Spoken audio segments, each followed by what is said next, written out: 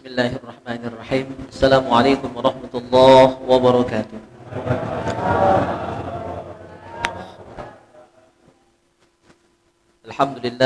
Alhamdulillahilladzi hadana lihada wa ma kunna linahtadiya laula an hadana Allah. Asyhadu an la ilaha illallah wahdahu la syarika lah wa asyhadu anna sayyidana Muhammadan abduhu wa rasuluhu la nabiyya ba'dah. Allahumma salli wa sallim mubarak wa karim mu'azzim ala sayyidina Muhammad wa ala alihi wa sahbihi wa mawalah, amma ba'du. Al-mukarramun, para jamaah Masjid Istiqomah Alam Balai, semoga kita semua senantiasa dirahmati, diberkahi serta diridhoi oleh Allah Subhanahu wa taala. Amin ya rabbal alamin. Salawat dan salam semoga senantiasa tercurah limpahkan ke hadirat junjungan kita Nabi Muhammad sallallahu alaihi wasallam serta keluarga, sahabat dan pengikut beliau. Jemaah yang mulia, alhamdulillah kita bisa berkumpul di hari baik, di malam yang mulia. Bagaimana sering saya terangkan, malam Jumat ini adalah malam hari raya mingguan bagi kita semua.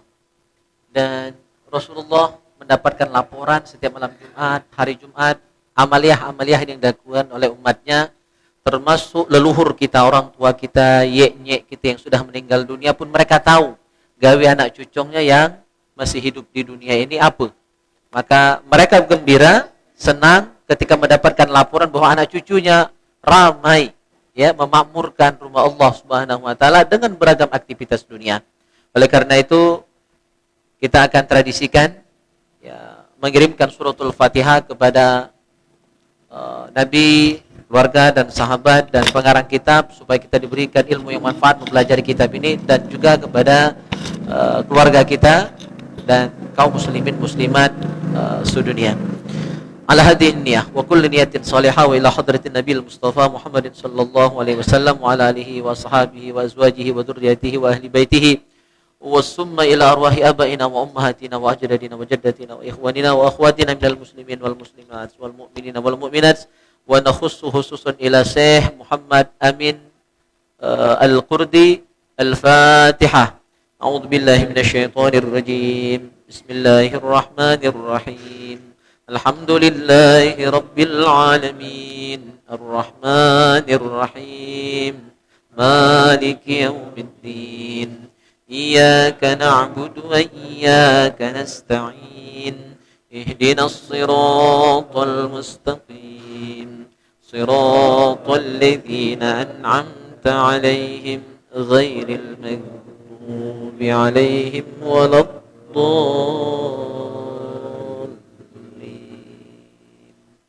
Amin. Alhamdulillah, kopi datang. Baru Fatihah kan? Lagi Al-Baqarah. Mana Al-Baqarah puan yang nongol itu.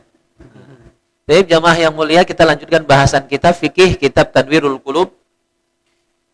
Bahasan kita masih seputar bab Thaharah, tema tentang najis. Sudah kita bahas beberapa najis minggu yang lalu. Belum selesai, kita akan lanjutkan bahasan terakhir, kita bahas masalah mani. Mani ada dua macam. Mani dari manusia atau hewan-hewan yang dagingnya bisa dimakan, maka termasuk mani yang suci, ya. Tetapi mani dari babi dan anjing atau peranakan dari babi dan anjing, persilangan antara babi dan anjing, ya, maka ini termasuk mani yang najis. Itu bahasan kita minggu yang lalu. Kita lanjutkan. Termasuk najis adalah wama'ul kuruh al-mutaghayyir, cairan dari besul, ya, atau adik besul itu dayut. Adik dayut itu jerawat. Nah, itu tiga beradik itu tuh. Yang paling kecil jerawat, agak sedang namanya dayut, besar dia namanya besul. Lebih besar lagi apa? Tumor. Ya, kanker. Ya, kanker bukan kantong kering, ya. Itu cairan yang keluar dari benjolan-benjolan yang ada di tubuh kita, itu ada dua macam. Kalau cairannya tidak bau, atau termasuk cairan dari tangan kita yang meletor. Tahu bahasa meletor? Apa tuh bahasa meletor tuh alam sah? Iya. Karena misalnya leman megang parang, ya kan, megang pukul atau megang linggis, sentuhan tangan kita yang kulitnya tipis ini, apalagi yang jarang megang parang, ya kan, tiba-tiba megang parang, ya itu biasanya meletor, ada melepuh, ya, dan itu nanti mengeluarkan cairan. Nah itu samalah. Kalau cairannya masih tidak berbau, artinya baru sehari 2 hari meletor dipecahkan, itu akan ada air. Airnya tidak bau, airnya masih bening, maka itu tidak najis. Tapi kalau lamamu, ya, maka itu namanya al-quruh al-mutaghayyir, sudah berubah. Ya, udah bau, berarti sudah najis. Ya, gitu. Jadi misalnya bisol pecah. Lagi sembahyang bisol pecah. Ya kan? Tertanjel tak sengaja kan? Waktu duduk tahiyat, nah terduduk. Tercepat pula terkuat. Maka berarti mengeluarkan najis. Karena bisol, darahnya, cairannya itu termasuk najis kalau banyak. Kalau keluarnya cuma dikit, tidak apa-apa. Berarti sholatnya batal. Karena kita sedang sholat terkena najis, kejatuhan najis, maka sholat itu batal. Tapi wudhu tidak batal. Nah, jadi harap dibedakan ya. Ketika badan kita kena najis, ya, kalau kita tidak sedang sholat, maka wudhu kita tidak batal. Misal dari rumah, perjalanan ke masjid, kebetulan di kampung kita banyak api, ya, banyak kebun misalnya. Waktu berjalan, tertijak tak sengaja di tai sapi tadi, mohon maaf. Maka wudhu kita tidak batal. Nanti waktu datang ke masjid, cukup dibasuh, cukup dibersihkan, tidak perlu wudhu diulang. Ya, jadi najis kalau kita tidak sholat, maka najis tadi tidak membatalkan wudhu. Paham ya? Cukup dibersihkan. Nah, lain halnya ketika kita sedang sholat, lagi sholat diberek cicak, ya, maka sholat kita batal, ya. Jadi karena sholatnya batal, bersihkan dulu najis, nanti sholat tanpa wudhunya diulang. Jadi yang batal itu sholatnya, bukan wudhunya. Harap dibedakan ya. Ya. Nah, selama ini mungkin agak kurang jelas hal ini. Menganggap wudhunya batal, tidak. Wudhu tidak batal karena najis. Kena najis wudhu tidak batal. Tetapi sholat yang batal karena terkena najis. Baik, termasuk najis juga adalah wassadid. Sodid ini darah bercampur nanah. Biasanya dari bisol itulah kan. Terus wal qaih. Qaih ini cuma nanah baik. Jadi dalam bahasa Arab itu tafsil dibedakan ya. Kalau darah campur nanah namanya sadid. Kalau nanah saja namanya qaih. Nah, semuanya najis. Waddam, darah. Ya, darah yang mengalir. Tapi kalau darahnya cuma dikit, ya, nanahnya cuma dikit, maka itu najis memang, tapi najisnya ma'fu. Najis yang dimaafkan, yang dimaklumi dan tidak membatalkan sholat. Misal kita lagi sembahyang, tak sengaja tertepak nyamuk. Nyamuk tadi bontet perutnya. Ya, tumpah saat tertepak itu berdepur darahnya, baju putih pula kan, abang. Nah, itu tak sengaja. Dan darah nyamuk tak kebanyak gini kan. Nah, maka itu tidak membatalkan sholat walaupun darah itu najis. Jadi najis kalau cuma dikit dimaafkan. Nah, yang tidak dimaafkan itu kalau najisnya banyak. Kalau apalagi bisulnya besar, tentu banyak pula tuh isinya. Ya kan? Darah, nanah. Ya. Nah, ini ngomong ke najis ini agak serem-serem dikit. Agak luap-luap dikit ya. Berikutnya, nah, darah tadi min adamin wa ghairihi. Baik darah manusia ataupun darah binatang. Nah, termasuk darah nyamuk tadi. Ya, najis. Cuma karena darah nyamuk itu dikit, dimaafkan. Kecuali sengajanya asal nyamuk muntet tepak sehingga tangannya sampai abang. Nah, itu lain cerita. Ya, dianggap banyak. Kalau cuma nyamuk sikok 2, ya itu dimaafkan. Illal kabid wattihal wal mirrah. Nah, ini daleman. Jeruan, bukan daleman, jeruan ya. Hati, limpa, ya, jentong sapi, jentong kambing, hati kambing ya. Itu kan darah cukup, cuma darah yang menggumpal sebenarnya. Itu dikategorikan darah. Termasuk juga wal mirrah. Mirrah itu empedu. Nah, 3 macam ini tidak najis. Tidak najis. Jadi boleh dimakan. Nah, beda dengan darah yang sengaja dikumpulkan, ya, dibekukan, itu kan mirip-mirip hati. Nah, itu najis. Ada tuh yang buat hati buatan seperti itu. Itu najis. Kalau asalnya darah. Kalau memang hati beneran, hati, limpa, jantung, pedu, pedu itu yang pahit kan? Kadang-kadang ada yang makan pedu hewan apa tuh untuk obat, itu halal. Ya, jadi pedu itu bukan sesuatu yang najis. Makan pedu.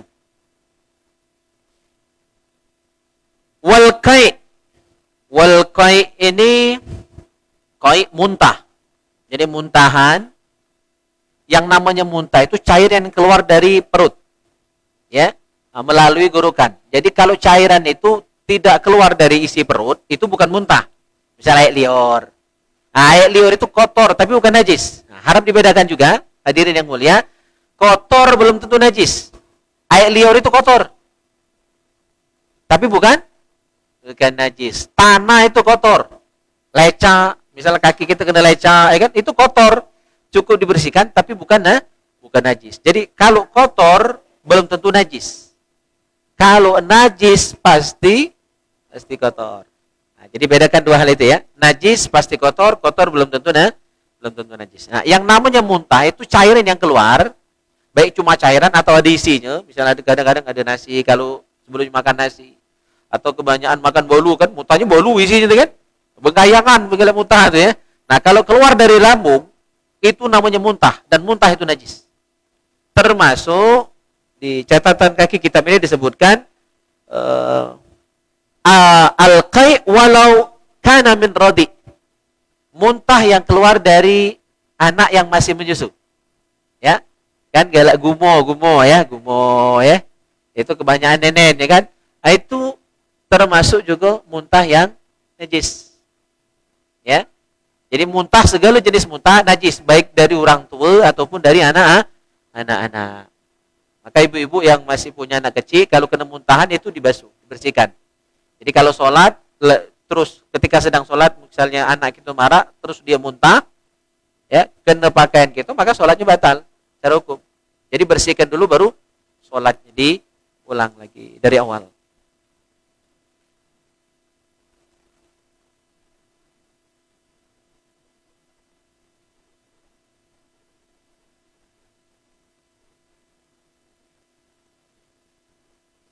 Masya Allah. Ini rezekinya datang ya. Wal jirrah. Wahia ma yakhrujuhul ba'ir aw ghairuhu lil ijtirar. Nah, jirrah ini makanan yang sudah dimakan. Ya, cuma belum dikunyah sampai cero. Cero tahu cero? Ajur.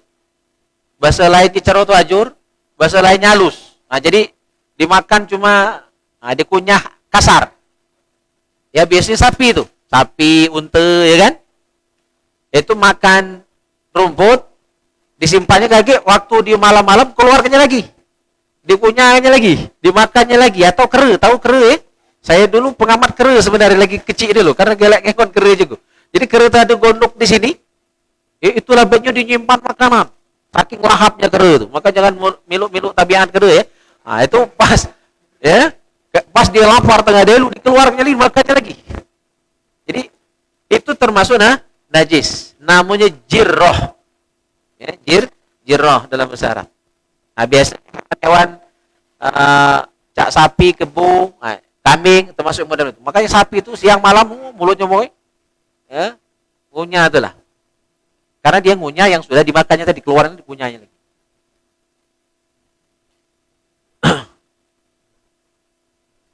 Walabanun ma la yu'kalu ghairu adami. Air susu dari hewan yang tidak dikonsumsi.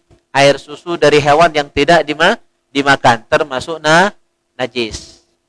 Selain manusia dan air susu dari hewan yang dagingnya bisa dimakan. Berarti air susu manusia halal, ya kan? Air susu sapi halal, susu kambing, susu kebo halal, ya. Atau ada tuh yang dijual katanya untuk obat kuat tuh, susu kuda liar. Susu kuda liar ya. Yang pujang-pujang jangan minum, ganti rewang. Nyari ke ya. Susu kuda liar. Kuda itu halal atau haram? Kuda halal dikonsumsi, halal dimakan. Berarti susu kuda halal. Sapi halal dimakan, berarti susu sapi halal. Apalagi anak-anak kita banyak minum susu sapi itulah. Apalagi yang orang tuanya begewe, ya kan? Tak sempat itu nak 2 tahun, ya, ngasih anaknya. Terpaksa susu sapi itulah. Jadi susu dari hewan yang dimakan dagingnya halal. Tapi kalau yang haram dimakan, anjing nyusui kan? Maka susu anjing haram. Apalagi babi nyusui dah babi. Nyusui berarti air susu babi haram. Apalagi yang haram dimakan? Rimau menyusui kan?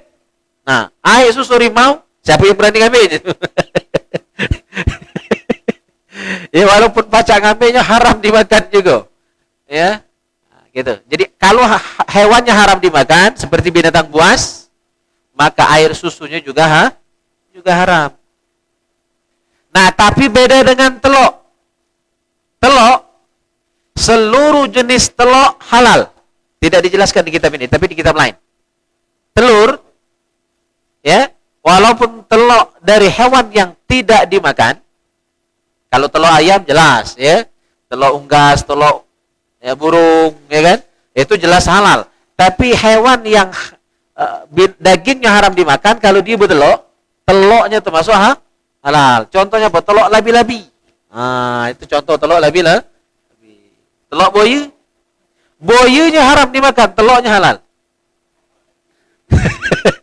Cuma siapa berani ngambil telok boya? Ya, jelas ya. Telok, seluruh telok halal.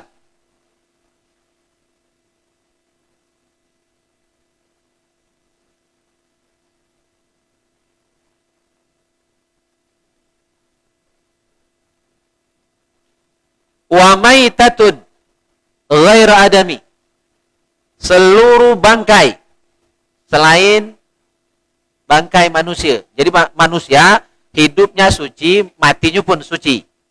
Ya, maka dalam bahasa Arab dibedakan, ada mayit, ada mait. Iya-nya mati, iya-nya sukun, itu berarti bangkai binatang. Kalau iya-nya pakai tasydid mayit, maka itu untuk menyebut bangkai manusia. Ya. Nah, manusia hidup dan matinya suci. Tubuhnya, badannya. Ya. Binatang kalau sudah mati atau mati yang tanpa disembelih namanya bangkai. Dan bangkai termasuk najis. Wajaradun wasamak. Nah, bangkai belalang halal. Ya, belalang walaupun mati bisa dimakan, bisa dikonsumsi. Masih pacak digoreng. Iwa walaupun mati masih halal, tidak najis. Dikit lagi. Wal munfasil minal hayawan hala hayatihi kamaitatihi. Yang terlepas dari tubuh hewan ketika dia masih hidup sama seperti ketika dia sudah mati. Ya. Fal munfasil min adamiyin kazufri wasyari wal qulfati. Ya. Maka yang terlepas dari tubuh manusia seperti kuku, ya, rambut. Kalau yang bersunat kulupnya itu, tetaannya itu. Ya. Wal munfasil min samak wajarat tohir.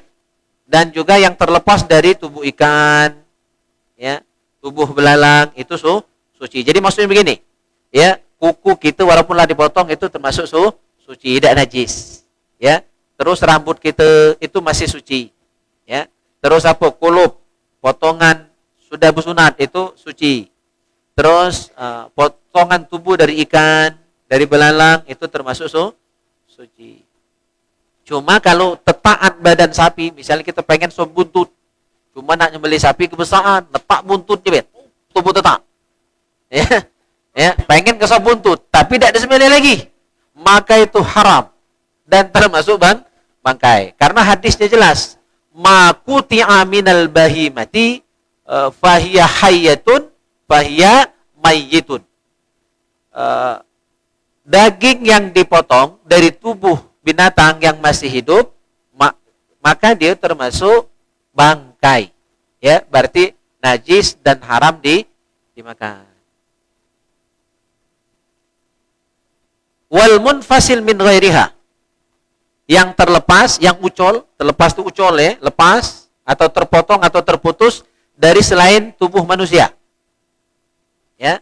atau ikan dan belalang tadi. Najis atau tidak? Najis.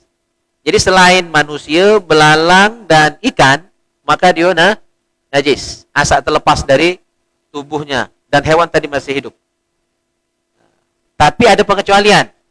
Sufan wa sya'ron wa wabaron warishan limakulin wa tahirun. Suf itu bulu domba yang dijadikan kain wol. Itu kan kambingnya tidak disembelih lagi dombanya itu. Dicukur baik.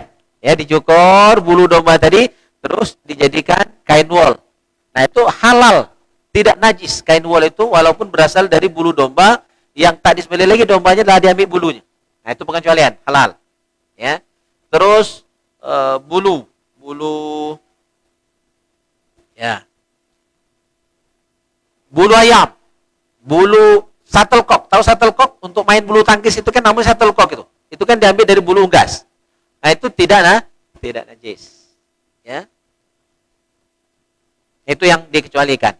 Nah, tadi malam dibahas mana dengan bulu kucing. Bulu kucing itu kan sebenarnya hewan yang suci, bersih, ya. Cuma dia tidak boleh dimakan. Kucing itu boleh dipelihara, boleh dipegang, ya, karena dia bukan hewan yang najis, tapi tidak boleh dimakan. Makannya masih haram. Nah, mana kalau bulunya itu tadi malam ditanyakan di majelis Baikar subuh, bulu kucing yang terlepas dari tubuh kucing itu najis atau bukan? Ya. Jadi setelah saya cek di kitab Tanwirul Qulub ada di catatan kakinya bulu kucing termasuk najis. Ya. Termasuk najis. Tapi kalau cuma dikit bulunya, cuma beberapa helai nempel di sejadah, di baju kita, ya, maka itu dimaklumi, termasuk najis yang ma'fu. Tapi kalau bulunya banyak, apalagi sampai guling-gulingan, tegulingnya, ngoroknya di sejadah kita, itu pasti banyak bulunya. Ya, maka itu termasuk tidak dimaklumi, dan sholat bisa batal kalau kebanyakan bulu kucing tadi. Jadi kalau dikit, ada apa-apa. Maka berarti tempat sholat kita itu harus steril, ya, dari tempat kucing main. Kucing main, apalagi kucing jantan, asal ngangkat kaki sebelah itu sudah laju lah itu. Tahunnya anda dia, asal kucing ngangkat kaki sebelah, ya, biasanya laju itu. Nah, jadi kita tidak tahu di kemehnya, ya kan, di beheranya, ya, dan lain sebagainya. Taib, habis bahasan kita tentang najis. Ya, 2 pertemuan kita bahas. Insyaallah kita lanjutkan lagi nanti pembagian najis. Ada najis mughalladha, mutawassithah dan mukhaffafa, dan ada najis hukmiyah serta najis ainiyah. Insyaallah kita lanjutkan pada pertemuan yang akan datang. Kita tutup dulu dan silakan kalau ada yang ingin ditanyakan. Banyak. Ya, siap. Ini juga. Pakai ini juga. Tidak masuk. Dibanyakan ya waktunya malam ini.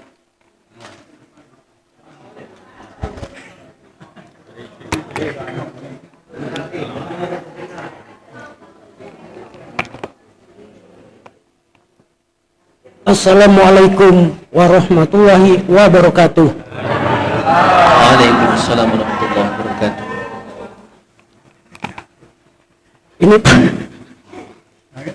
Ini Pak Ustadz, aku nanya ke masalah tepatnya waktu.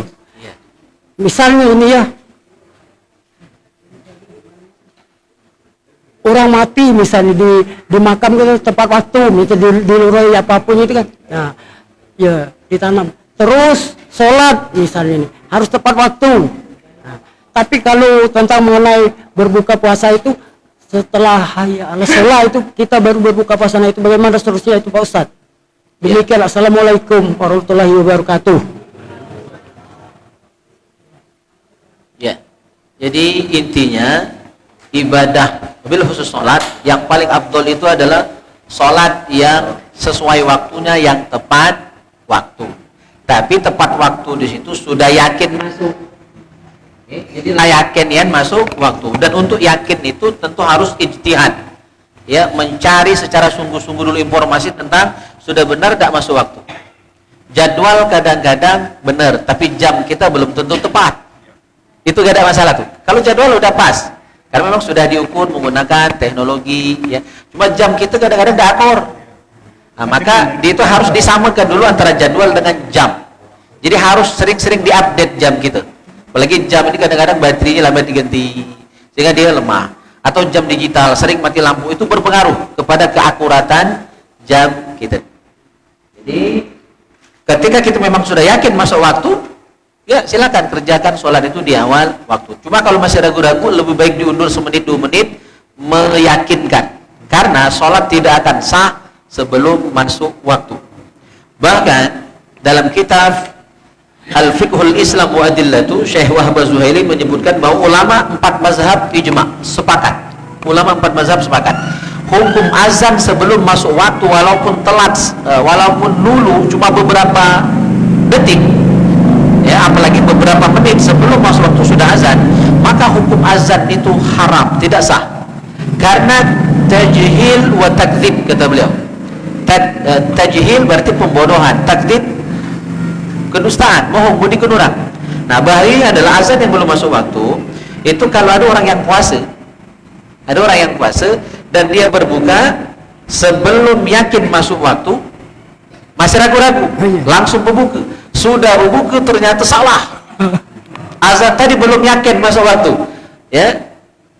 Padahal sudah minum, maka puasanya batal. Walaupun dengan kesalahan dari muazin di masjid. Ini Pak Ustaz, walaupun sekalipun itu lupa gitu ya. Ya, itu bahayanya. Maka mobil khusus azan maghrib hati-hati. Kalau azan lain, ya tetap juga hati-hati. Cuma lebih hati-hati azan maghrib, karena dia puasa. Karena dia puasa. Nah, di kita ini kadang-kadang radio kadang kurang tepat. Penyiarnya itu kadang-kadang kurang hati-hati. Sehingga kadang-kadang terbilu jam melembang. Sering kali terjadi radio sudah azan, masjid sudah azan, TV Palembang masih ngaji. Mau deh dulu pengal balai daripada Palembang.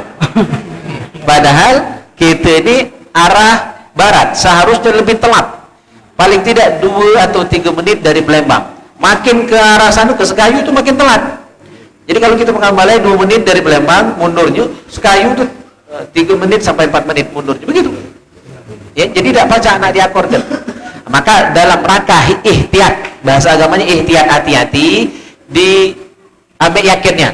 Maka jangan buru-buru berbuka ketika belum yakin masuk waktu. Jadi yakin kenian dulu.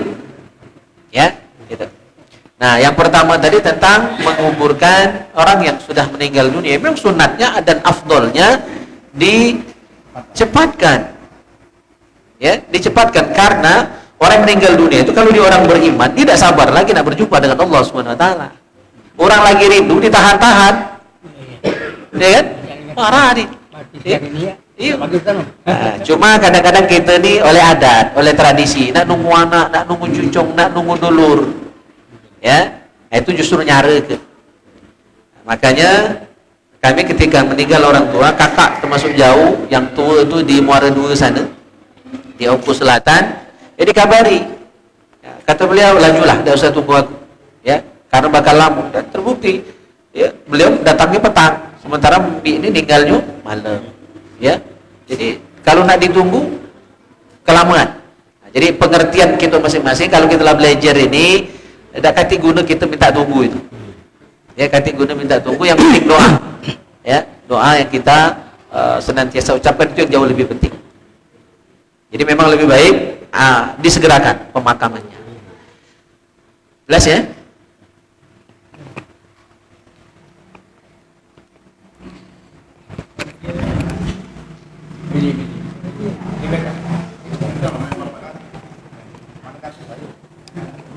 Oke.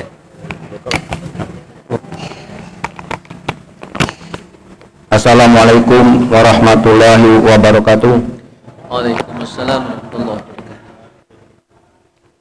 Tadi Pak Ustadz sempat menyinggung masalah azan maghrib. Nah, ini kalau di bulan puasa, yang sebaiknya bagaimana Pak Ustadz? Misalnya kita dengar azan dari TPRI Palembang. Nah, itu kalau misalnya dia mulai Allahu Akbar itu, kita di sini tuh apa langsung berbuka atau dijeda ke dulu? Maksudnya dijeda ke. Nah, kira-kira di apa kan, apa hayal sholat misalnya kan, apa hayal pala. Nah, pertama, yang kedua masalah najis tadi. Ya.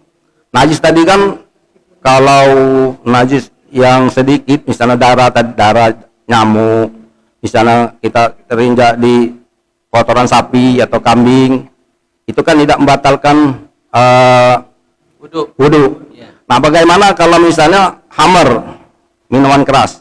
Minuman keras itu kan kalau diminum itu kan baru haram, atau kalau dia masih berupa minuman itu apa haram, atau kita yang menggunakan itu baru dia haram hukumnya.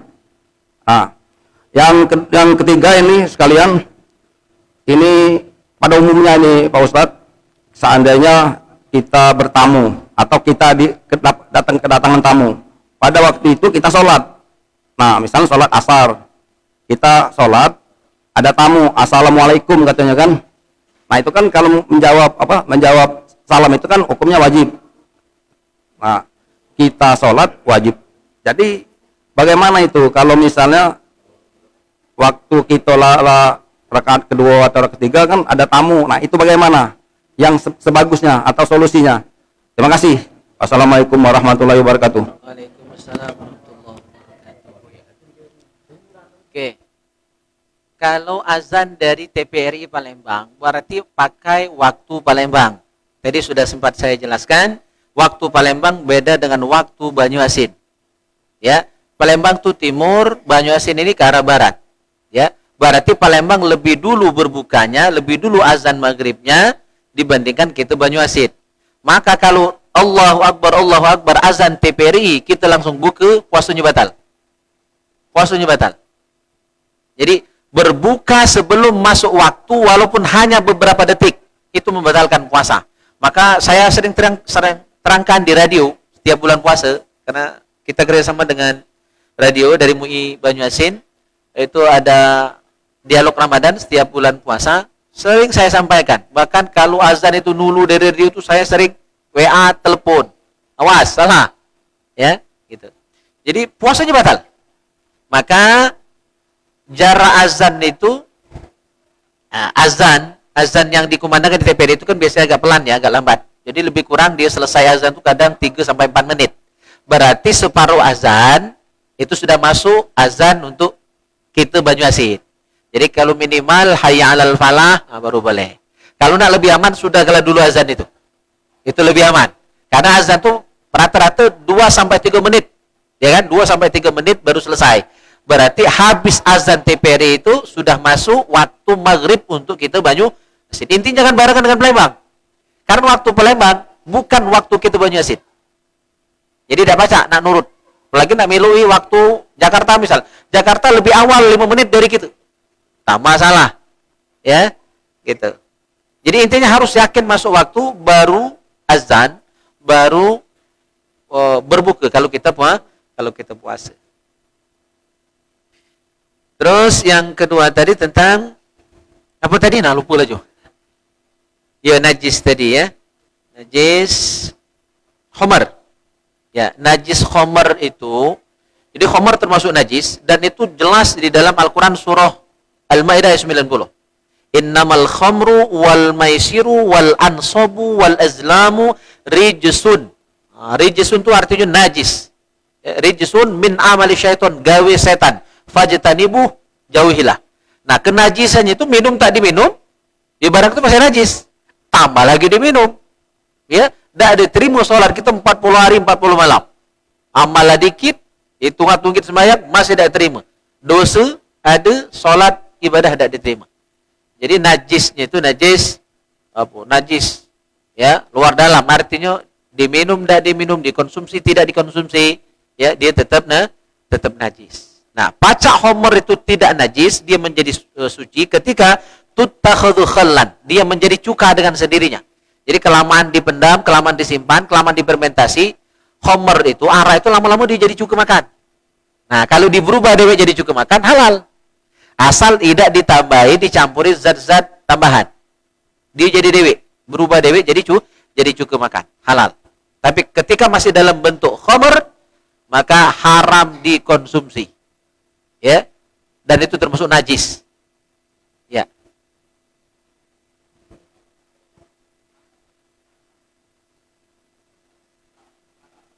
Oh ya.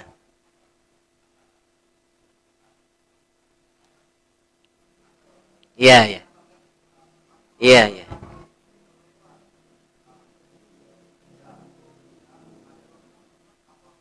Iya. Iya. Iya. Oke, jawabannya sebenarnya sama dengan yang tadi sudah saya terangkan. Seluruh najis. Homer kan termasuk najis. Tai najis, kencing najis, homer najis. Maka sudah dijawab tadi sebenarnya. Cuma tidak disebut homer. Jadi seluruh najis ketika terkena badan kita, terkena pakaian kita, maka tidak membatalkan wudhu. Tapi wajib dibersihkan. Ketika terkena badan, wajib dibersihkan, wajib dibesok.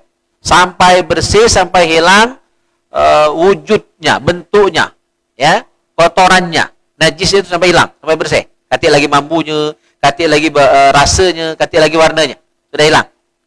Nah, jadi wudhu kita tidak batal. Ya, yang batal itu ketika lagi sholat, karena tumpahan homer, maka sholatnya batal. Ya, tapi wudhu tidak batal, berarti nanti tinggal bersihkan, tidak perlu wudhu lagi, nah, langsung kerjakan sholat, ulang dari awal.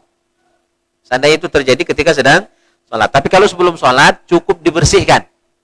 Ya, jadi intinya ingat saja seluruh najis yang mengenai tubuh kita, pakaian kita tidak membatalkan wudhu, cukup dibersihkan.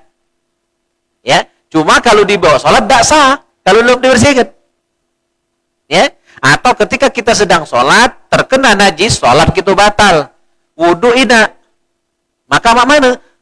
Karena sholat batal, pergi ke tempat wudhu dulu, bersihkan najis yang mengenai pakaian kita waktu lagi sholat tadi, sudah itu kerjakan sholat ulang dari awal.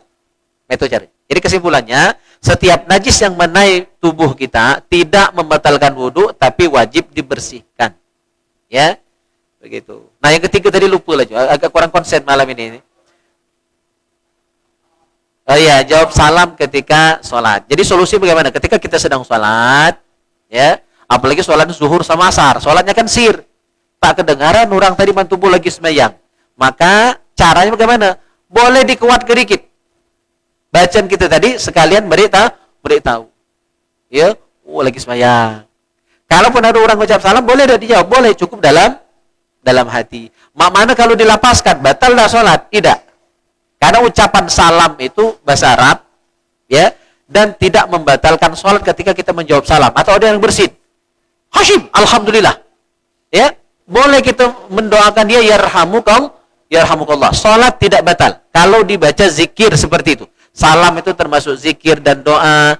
Ucapan alhamdulillah ketika bersin itu zikir dan doa. Atau kita mendoakan balik yarhamukallah, ada orang yang bersin, cuma tidak dianjurkan. Takut kakek kita tidak paham hukumnya. Ya, jadi cukup diam saja. Kalaupun hanya cukup dalam hati. Nah, yang jadi masalah adalah ketika kita misalnya lagi baca Fatihah nih, ya, lagi baca Fatihah, Maliki yaumiddin, ada yang bersin, ya, ucap alhamdulillah, kita jawab yarhamukallah, salatnya tidak batal, tapi bacaan kita harus ulang dari awal. Bacaannya batal. Jadi yang batal bukan salat, bacaannya. Jadi misalnya lagi Maliki yaumiddin, assalamualaikum, waalaikumsalam, tuh jawab, maka Fatihahnya ulang lagi dari awal. Jadi hanya batal bacaannya. Cuma lebih baik tidak usah, agak kerok, hukumnya itu agak ribet itu ya. Jadi lebih baik tidak dijawab, lanjutkan saja. Maka cara yang lebih aman adalah kalau kita sholatnya sir, jaharkan. Sebagai kode kita lagi sembahyang. Allahu Akbar. Takbir minimal kuat kan? Iya. Gitu. Jelas ya? Oke, dan lagi?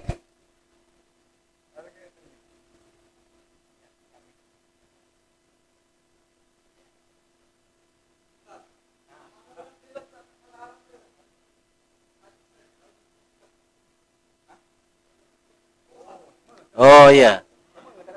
Seme itu kotor. Seme kotor, bukan najis. Sama cak ludeh. Ludeh kan? Jadi begini, najis itu kalau dari tubuh kita, itu yang keluar dari lambung. Tadi sudah saya sebut sebenarnya. Jadi segala sesuatu yang keluar dari lambung itu najis. Makanya muntah itu najis kan? Karena keluar dari perut, dari lambung. Ya. Tapi kalau yang cuma keluar dari areal mulut, ya, itu kotor saja. ludah itu kotor, ingus itu kotor, ya. Dahak itu kok kotor. Kotor bukan najis. Jadi kotor belum tentu najis. Kalau najis pasti kotor. Luat baik gitu dengan dahak ingus itu ya.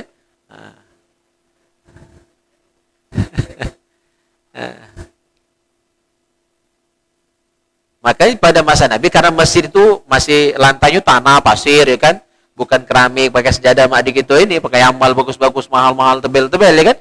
Zaman Nabi itu kalau orang nak berdahak, nak buang ludah itu boleh, ya di sebelah kiri, karena lantainya tanah. Manari ribut ketua masjid, Riau Rine, orang kena tangan, loh kan.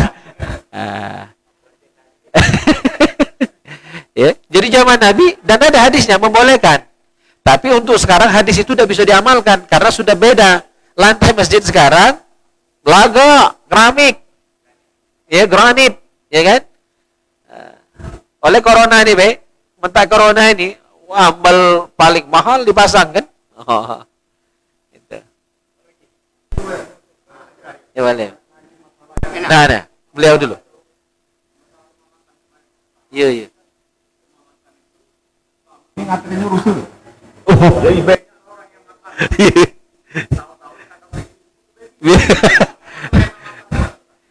Iya. Kan tidak tahu, orang yang tidak tahu tidak nanggung dosa. Ya, itu budi kan? Ya. Dosa tidak bertanduk. Ya. Kita tidak dimintai pertanggungjawaban, artinya tidak dituntut kita tak berdosa terhadap sesuatu yang kita tidak tahu. Ya, cuma kalau setelah tahu sekarang ya cukup kita perbanyak istighfar, sudah temakan barang haram itu walaupun tak sengaja. Ya, yang dosa ya yang sengaja mudikan itu. Nah, itu yang berdosa. Kita yang temakan tidak tahu tidak berdosa. Ya, tidak berdosa. Cuma ke depan jadi pelajaran untuk waspada dan hati-hati. Jangan demi yang dapat untung, ya. Modal dikit, untung banyak, ya kan? Beli yang murah itu. Ya. Nauzubillah, tidak boleh ya. Untuk itu insya Allah tidak apa-apa, aman. Karena kita sudah tahu.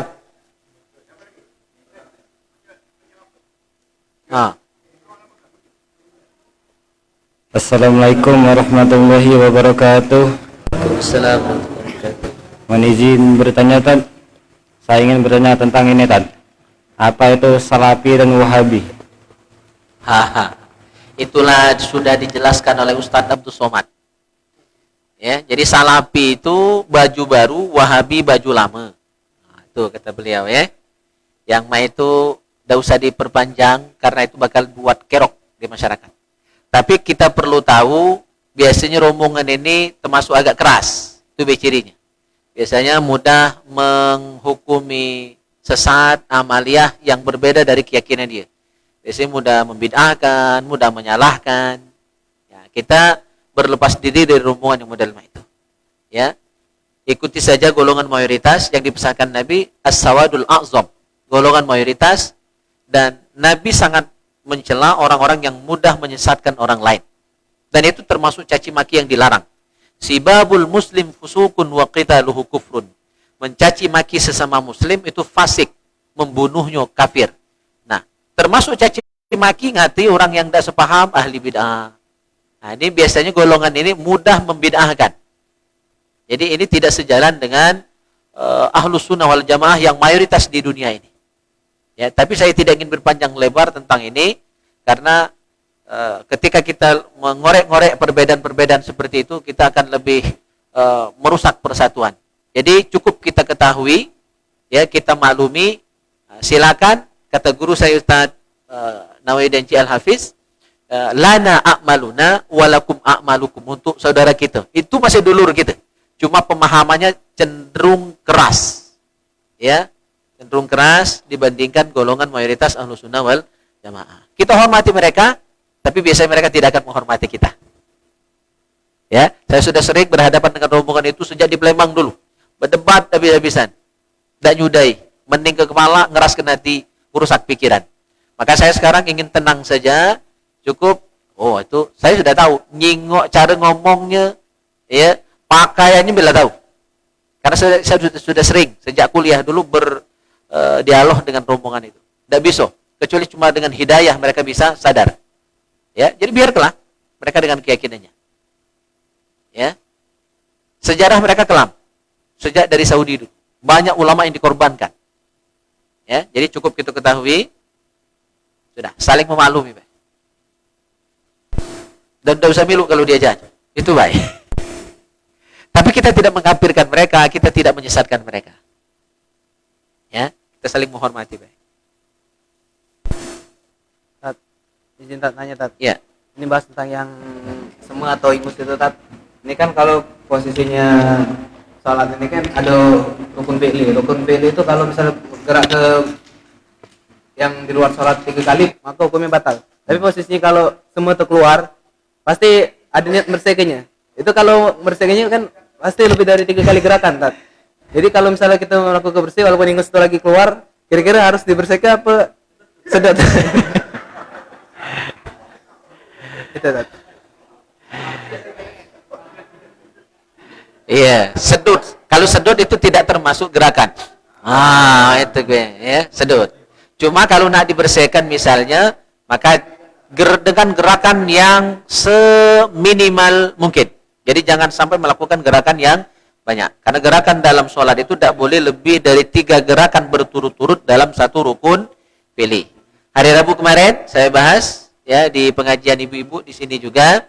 Jadi ketika misalnya saya contohkan ya, ketika salah duduk tahiyat misalnya, seharusnya duduk tahiyat awal tetapi terduduk tahiyat akhir, terlaju. Ya, salah duduk itu kan. Nah, biarlah, tidak usah dirubah. Ngapa? Kalau dirubah melakukan 3 gerakan dan itu batal sholatnya. Jadi, ya, kan pasti berubah kita. Misal terlanjur duduk tahiyat akhir, padahal seharusnya duduk tahiyat awal. Terpaksa kan kita maju ke awal, itulah sekali gerakan. Terus kaki kita bergerak, lah 2 gerakan. Mundur lagi ya Pak, merata ke duduk, lah 3 gerakan, batal. Jadi lemaklah salah duduk daripada ganti posisi duduk yang salah tadi. Nah, tadi kemarin hari Rabu saya terangkan itu. Jadi gerakan itu harus diminimalisir. Kalau sampai 3 gerakan berturut-turut bisa membatalkan sholat. Jadi kalau semua tadi sayang buangnya kan, susu kental manis itu. Mahal seblek 10.000. Yang capek enak, bendera lebih mahal.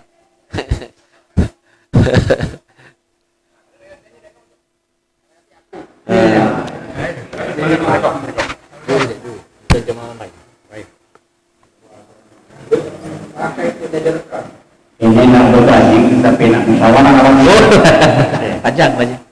Assalamualaikum warahmatullahi wabarakatuh. Waalaikumsalam warahmatullahi wabarakatuh. Mengenai bulan Rajab. Bulan Rajab ini kita lah masuk tanggal berapa? 20. Nah, hari Jumat depan kan itu memasuki Isra Mi'raj. Jumat depan kan pas kan. Jadi malam ini aku nak minta Pak Kiai untuk Jumat depan, malam Jumat depan kita nak Isra Mi'raj Pak Kiai. Kalau Pak Ustadz ada waktu, kami nak mohon lepas Isya. Kalau udah hati waktu karena lepas Isya ada waktu lain, ada acara lain, lepas maghrib tidak apa-apa. Kira-kira mana nian itu? Iya. Karena kami ini Pak Ustadz kalau Isra Mi'raj itu nak ngundang pejabat juga. Ya.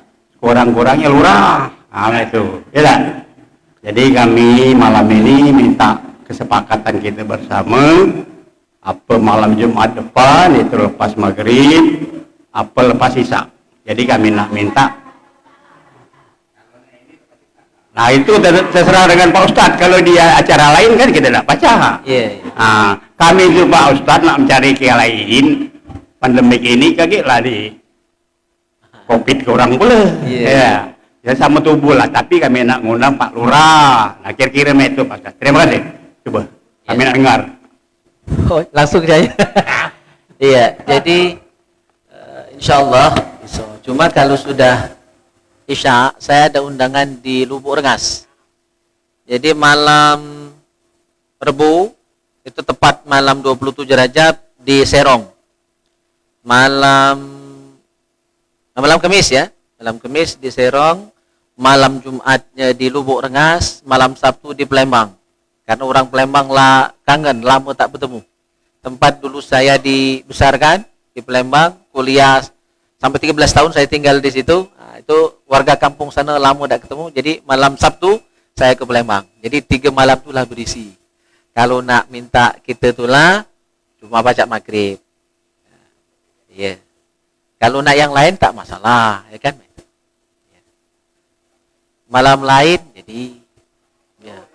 Kalau nak malam lain, malam Senin. Malam Senin insyaAllah. Atau malam Minggu, jadi. Ya, malam Minggu kosong. Ya, karena malam Minggu saya pengajian sudah maghrib di Nurul Ikhwan, Talang Kacang. Udah Isya kosong. Udah Isya kosong.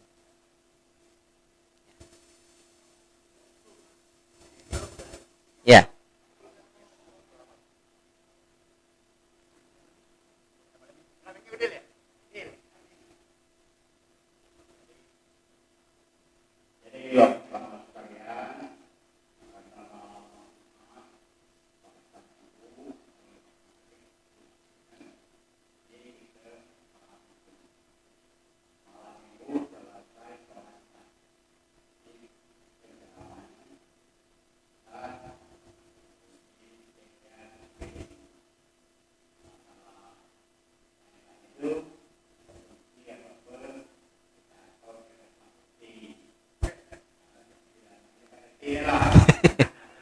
Karena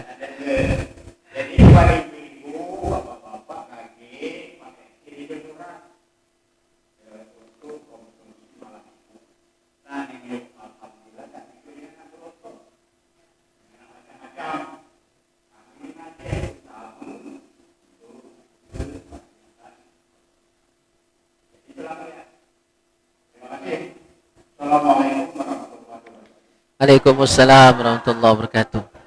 Oh, Isya ya sudah.